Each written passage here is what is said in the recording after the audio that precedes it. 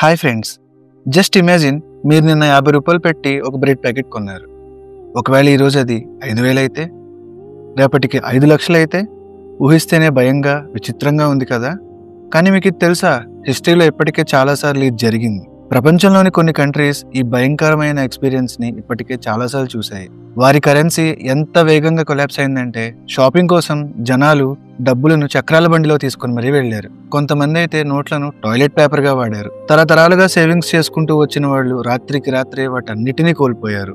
ఈ రోజు దేశాలు తమ సొంత డబ్బును ఎందుకు నాశనం చేసుకుంటున్నాయి? ఈ ఫైనాన్షియల్ డిజాస్టర్స్లో చిక్కుకున్న సామాన్య ప్రజలపై దాని ప్రభావం ఏంటి అనేది ఈ వీడియోలో మనం డీప్గా తెలుసుకుందాం. వీడియో చాలా ఇంట్రెస్టింగ్గా ఉంటుంది, అస్సలు స్కిప్ చేయకుండా చివరి వరకు చూడండి. ఇంకెందుకు ఆలస్యం, welcome to KP Telugu TV. Let's dive into the video. డబ్బు అంటే కేవలం ఒక పేపర్ కాదు, అది ట్రస్ట్. ప్రభుత్వాలు వాటి లిమిట్స్ దాటి ఖర్చు చేసినప్పుడు, ఎక్కువ అప్పులు చేసినప్పుడు లేదా తమ ఎకానమీని సరిగ్గా చూసుకోనప్పుడు ఆ ట్రస్ట్ అనేది బ్రేక్ అవుతుంది. ఒక్కసారి ట్రస్ట్ పోతే కోలుకోవడానికి నెలలు కాదు, దశాబ్దాలు పడుతుంది. రీసెంట్ గా జరిగిన డిజాస్ట్రస్ కరెన్సీ కొలాప్స్ ఏంటి అనేది ఈ వీడియోలో మనం చూడబోతున్నాము. ఈ వీడియోలో మీరు చూసే విషయాలు ఇప్పటి వరకు ఎక్కడా చూసి ఉండరు. వీడియోకి ఒక లైక్ చేసి కంటిన్యూ చేయండి. Number 1, Venezuela. వెనిజులా ఎకానమీ రాత్రికి రాత్రే పడిపోలేదు. అది నెమ్మదిగా మొదలై ఆ తర్వాత తప్పించుకోలేని పరిస్థితిలోకి వెళ్ళింది. దానికి కారణం, వెనిజులాలో కొన్ని సంవత్సరాలుగా ప్రభుత్వం ఆయిల్ ద్వారా వచ్చే మనీతో నడిచింది. అందువల్ల వాళ్ళు ప్రజలకు ఉచిత ఎలక్ట్రిసిటీ, ఉచిత హౌసింగ్, ఉచిత హెల్త్ కేర్ లాంటి చాలా ఫ్రీ పథకాలే ఇచ్చేవాళ్ళు. ఆయిల్ ప్రైజెస్ ఎక్కువగా ఉన్నంతకాలం ఈ పద్ధతి బాగానే పనిచేసింది. కానీ 2014లో ఒక్కసారిగా ఆయిల్ ప్రైజెస్ క్రాష్ అయినప్పుడు వెనిజులా తన ఇన్కంలో 90% కోల్పోయింది. ఖర్చులను తగ్గించుకోవడమో లేదా ఫినాన్షియల్ రిఫార్మ్స్ చేయడమో మానేసి ప్రభుత్వం అత్యంత ప్రమాదకరమైన నిర్ణయం తీసుకుంది. అదే ప్రింట్ మోర్ మనీ. ఈ నిర్ణయం వల్ల ప్రతి ముద్రించిన నోటు పాత నోట్లను పనికి రాకుండా చేసింది. ఇన్ఫ్లేషన్ రోజు రోజుకు పెరిగిపోయింది. ఆ తర్వాత కోలుకోవడానికి వీలు లేకుండా మారింది. 2018 నాటికి వారి ఇన్ఫ్లేషన్ ఎంతలా పెరిగిందంటే 1 కిలో టొమాటోల ధర దాదాపు 5 మిలియన్ బొలివర్స్కు చేరుకుంది. ఒక అంచనా ప్రకారం వారి ఇన్ఫ్లేషన్ 80,000% చేరుకుంది. ఉద్యోగులకు రోజుకు 2 సార్లు జీతాలు ఇచ్చేవాళ్ళు, ఎందుకంటే శాలరీ ప్రతి గంటకు వాల్యూ కోల్పోయేది కాబట్టి. ఫిజికల్ క్యాష్ కు ఎక్కువ వాల్యూ లేకపోవడం వల్ల బ్యాంక్స్ విత్డ్రా లిమిట్స్ ను విధించాయి. ప్రజలు పేదరికంలోనే కాదు, వారు ఆకలితో కూడా అలమటించారు. హాస్పిటల్స్ లో మందులు అయిపోయాయి. ఆహారం కోసం ప్రజలు క్యూలో గంటల తరబడి ఎదురు చూశారు. క్రైమ్ రేట్ కూడా బాగా పెరిగింది. ఇంతలో ధనవంతులైన పొలిటీషియన్స్ మరియు బిజినెస్ మెన్స్ వాళ్ళ డబ్బును US గా లేదా గోల్డ్ గా కన్వర్ట్ చేసి విదేశాలకు ఎక్స్పోర్ట్ చేశారు. మరి సామాన్య ప్రజల పరిస్థితి ఏంటి? వారి సేవింగ్స్ మొత్తం అయిపోయాయి. పెన్షన్స్ కూడా ఆగిపోయాయి. వారు నెల నెల తీసుకునే జీతం ఇప్పుడు గంటకు కూడా సరిపోవటం లేదు. దీంతో ప్రభుత్వం ఒక నిర్ణయానికి వచ్చింది. సోవనీర్ బొలివర్ను ప్రవేశపెట్టి వాళ్ళ కరెన్సీలో నుంచి 5 జీరోలను కట్ చేశారు. ఆ తర్వాత 3 సంవత్సరాలకు మరో 6 జీరోస్ను తొలగించారు. ఇలా 13 ఏళ్లలో వెనిజులా తన కరెన్సీ నుంచి దాదాపు 14 జీరోస్ను తొలగించింది. ఫర్ ఎగ్జాంపుల్, 2007లో 100 కోట్ల బొలివర్స్ ఉన్న వ్యక్తికి ఈ రోజు దాని విలువ కేవలం 1 బొలివర్ మాత్రమే. Number 2, Zimbabwe. జింబాబ్వే పతనం అనేది ఆర్థిక విధ్వంసంలో ఒక మాస్టర్ క్లాస్ అని చెప్పొచ్చు.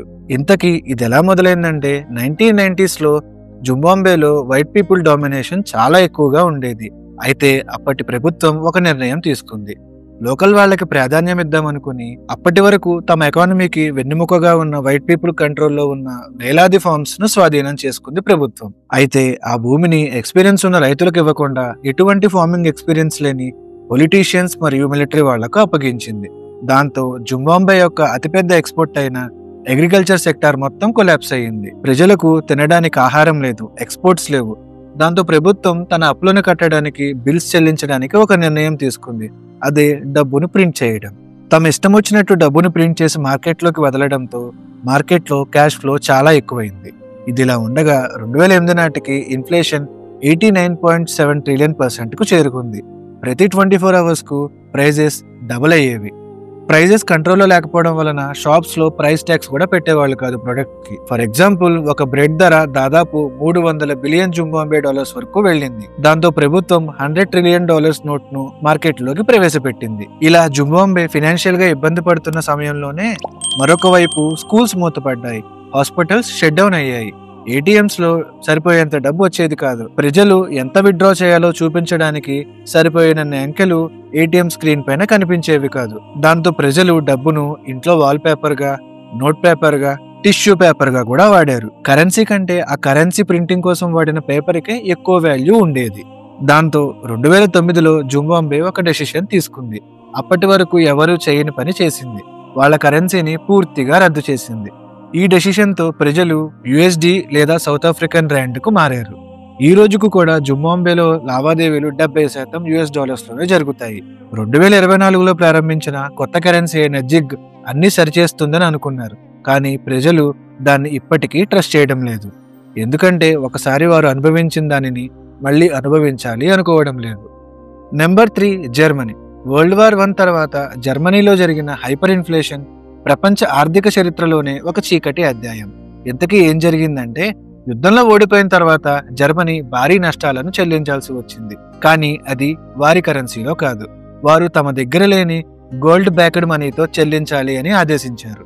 అందుకే వారు గోల్డ్ మరియు ఫారెన్ కరెన్సీ కొనడానికి మార్క్స్ ను ప్రింట్ చేయడం మొదలుపెట్టారు. ఇలా ఇష్టం వచ్చినట్టు కరెన్సీని ప్రింట్ చేసి వాడడం మొదలు పెట్టడంతో మార్కెట్లో క్యాష్ ఫ్లో చాలా ఎక్కువైంది. దాంతో వారి కరెన్సీ యొక్క వాల్యూ చాలా పడిపోయింది. అది ఎంత వేగంగా పడింది అంటే, యుద్ధానికి ముందు 4 మార్క్స్ ఈజ్ ఈక్వల్ టు $1 గా ఉండేది. నవంబర్ 1923 నాటికి అది 4.2 trillion marks is equal to $1 అయింది. ఇది ఇన్ఫ్లేషన్ కాదు, ఇది ఎకనామికల్ ఫెయిల్యూర్. ఇంత దారుణమైన ఫెయిల్యూర్ తర్వాత వారి జీవితంలో చాలానే మార్పులు వచ్చాయి. ప్రజలకు రోజుకు 2 సార్లు జీతం ఇచ్చేవాళ్ళు. దుకాణాలు ప్రతి గంటకు ధరలు పెంచేవి. కుటుంబాలు డబ్బు రాగానే షాపులకు పరిగెత్తేవారు. ఎందుకంటే సన్సెట్ అయ్యేలోపు ఎక్కడా డబ్బు పనికి రాకుండా పోతుందో అని. మీకు అర్థమవడానికి ఒక ఎగ్జాంపుల్ చెప్తాను. ఒకరు కాఫీ కొనుక్కొని 10 నిమిషాల తర్వాత మళ్ళీ రీఫిల్ అడిగారు. అప్పటికే దాని ధర డబల్ అయింది. అంత వేగంగా ఇన్ఫ్లేషన్ ఉండేది జర్మనీలో. ఇది ఎవరు ఊహించని పరిణామం. హైపర్ ఇన్ఫ్లేషన్ కేవలం సంపదను నాశనం చేయడమే కాదు, అది డెమోక్రసీపై విశ్వాసాన్ని నాశనం చేసింది. ఆ గందరగోళంతో జర్మనీ అప్పటి వరకు చూడని పాలిటిక్స్ ను చూడాల్సి వచ్చింది. ఇన్ కేస్ ఈ కరెన్సీ కొలాప్స్ జరగకపోయి ఉంటే అడాల్ఫ్ హిట్లర్ అధికారంలోకి వచ్చేవాడు కాదు. ఒక ఫెయిల్యూర్ ఎకానమీ వరల్డ్ వార్ 2కు కారణమైంది. Number 4 India. నవంబర్ 8, 2016 ఒక డెమోక్రసీ దేశం ఎప్పుడూ చేయని అతిపెద్ద కరెన్సీ షాక్ ను అమలు చేసింది ఇండియా. కేవలం 4 గంటల నోటీస్తో 500 మరియు 1000 నోట్లు ఇల్లీగల్ అని ప్రకటించారు.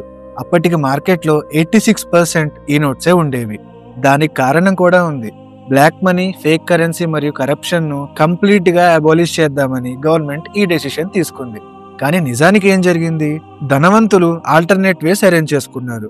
కొంతమంది గోల్డ్ కొనుగోలు చేశారు. కొంతమంది పొలిటికల్ కనెక్షన్స్ ద్వారా వాళ్ళ డబ్బును మార్చుకున్నారు. మరికొంతమంది అయితే బినామీలను వాడుకొని డబ్బు మార్చుకున్నారు. క్యాష్ ను కంట్రీ దాటించారు. మరి పేదల పరిస్థితి ఏం మారలేదు. వాళ్ళు వారాల తరబడి క్యూలలో నుంచున్నారు. Small businesses మూతపడ్డాయి. రోజువారీ కూలీలు ఆదాయాన్ని కోల్పోయారు. కుటుంబాలు పెళ్లిళ్లు మరియు వైద్య చికిత్సలను వాయిదా వేసుకున్నారు. భారతదేశంలో 90% ఉన్న క్యాష్ ఎకానమీ పూర్తిగా స్తంభించిపోయింది. నిజానికి ఏం జరిగిందంటే 20% ఎకానమీ బ్లాక్ మనీ అని గవర్నమెంట్ ఒక ఎస్టిమేషన్ కు వచ్చింది. కానీ 99.3% డిమానిటైజ్డ్ నోట్స్ తిరిగి ఆర్బీఐకి వచ్చాయి. అంటే ప్రభుత్వం నాశనం చేయాలనుకున్న బ్లాక్ మనీ ఎక్కువగా లీగల్ పద్ధతిలో మళ్ళీ తిరిగి ప్రజల వద్దకే వెళ్ళింది. దాంతో చిన్న దుకాణదారులు, రైతులు, రోజువారీ కూలీలు, ఎమర్జెన్సీ క్యాష్ సేవింగ్స్ ఉన్న కుటుంబాలు చాలా ఇబ్బంది పడ్డాయి. ఈ డిమానిటైజేషన్ వల్ల కొన్ని మంచి పనులు కూడా జరిగాయి. అదే యూపీఐ. డిజిటల్ పేమెంట్స్ కు జనాలు చాలానే అలవాటు పడ్డారు. ఈ రోజు ప్రపంచంలో అందరికన్నా డిజిటల్ పేమెంట్స్ ఎక్కువగా చేస్తున్న దేశం భారతదేశం. అయితే ఈ డిమానిటైజేషన్ మోడర్న్ ఇండియా చరిత్రలో అత్యంత వివాదాస్పదమైన ఆర్థిక చర్యల్లో ఒకటిగా ఖచ్చితంగా మిగిలిపోయింది. అప్పట్లో మనం పడ్డ ఇబ్బందులు అన్నీ ఇన్ని కాదు. మీరు డిమానిటైజేషన్ టైంలో పడిన ఇబ్బందులు ఏంటో కామెంట్ చేసి చెప్పండి. గత కొన్ని దశాబ్దాలుగా ఈ ప్రపంచంలోని స్ట్రాంగెస్ట్ కరెన్సీ యుఎస్ డాలర్. దాదాపు 90% కంట్రీస్ వాళ్ళ ట్రేడ్స్ అన్ని యుఎస్ డాలర్స్ లోనే చేసేవారు. కాకపోతే ఇప్పుడు ప్రపంచం నెమ్మదిగా యుఎస్డి నుంచి పక్కకు వస్తుంది. 40 కంటే ఎక్కువ దేశాలు నాన్ డాలర్ ట్రేడ్ నెట్వర్క్ ను ఏర్పాటు చేసుకున్నాయి. అందులో BRICS, African Union, Gulf countries, South East Asian countries ఉన్నాయి. అయితే ఎందుకు డాలర్ నుంచి దూరంగా వస్తున్నాయి అంటే దానికి కూడా ఒక కారణం ఉంది. ప్రతి గ్లోబల్ రిజర్వ్ కరెన్సీ ఏదో ఒక రోజు కొలాప్స్ అవ్వక తప్పదు. 2021 జూన్ 20 2023 వరకు 100 డాలర్ ఒకవేళ యుఎస్ డాలర్ గనక తన డామినెన్స్ కోల్పోతే దానితో ముడిపడి ఉన్న ప్రతి దేశం కొలాప్స్ అవ్వాల్సి వస్తుంది. తద్వారా massive inflation, trade shocks, recession, bank failures లాంటివి జరిగే ప్రమాదం ఉంది. అందుకే ఇండియా కూడా ఇప్పుడు తన ట్రేడ్స్ ను రూపీస్లోనే డీల్ చేస్తోంది. కరెన్సీ కొలాప్స్ అనేది కేవలం ఒక ఫినాన్షియల్ స్టోరీ మాత్రమే కాదు, అది హ్యూమన్ ట్రాజెడీ. ప్రతి కరెన్సీకి ఒక ఎక్స్పైరీ డేట్ ఉంటుంది, కానీ దాని ఎక్స్పైరీకి ముందుగా ఎక్స్పైర్ అయితేనే ఇలాంటివన్నీ జరుగుతాయి. వెనిజులా, జింబాబ్వే, జర్మనీ, ఇండియా ఇవన్నీ మనకి ఒకటే నిజం చెబుతున్నాయి. ప్రభుత్వం ఏ తప్పు చేసినా భారం మాత్రం ప్రజలపైనే పడుతుంది. మీ చేతిలో ఉన్న నోటు రేపు పేపర్ అయితే మీ ఎడ్యుకేషన్, మీ సేవింగ్స్, మీ హార్డ్ వర్క్ ఇవేవి మిమ్మల్ని రక్షించవు. మిమ్మల్ని కాపాడేది ఒక్కటే, నాలెడ్జ్ అండ్ అవేర్నెస్. ఒక్క విషయం మాత్రం మర్చిపోవద్దు, money is replaceable, trust is not. ఒకవేళ మీ దగ్గరున్న కరెన్సీ రాత్రికి రాత్రి వాల్యూ పడిపోతే కామెంట్ చేసి చెప్పండి. That's all for the video friends. Video ఎప్పటి వరకు చూశారు అంటే మీకు ఖచ్చితంగా నచ్చే ఉంటుంది. వీడియో నచ్చితే మీ ఫ్రెండ్స్ అండ్ ఫ్యామిలీకు తప్పకుండా షేర్ చేయండి. ఇలాంటి మరిన్ని ఇంట్రెస్టింగ్ వీడియోస్ మన ఛానల్లో చాలానే ఉన్నాయి. ఒకసారి చెక్ చేసి కంటెంట్ నచ్చితే సబ్స్క్రైబ్ చేయడం మాత్రం మర్చిపోవద్దు. మరొక మంచి వీడియోతో మళ్ళీ మనం కలుద్దాం. అంతవరకు సెలవు.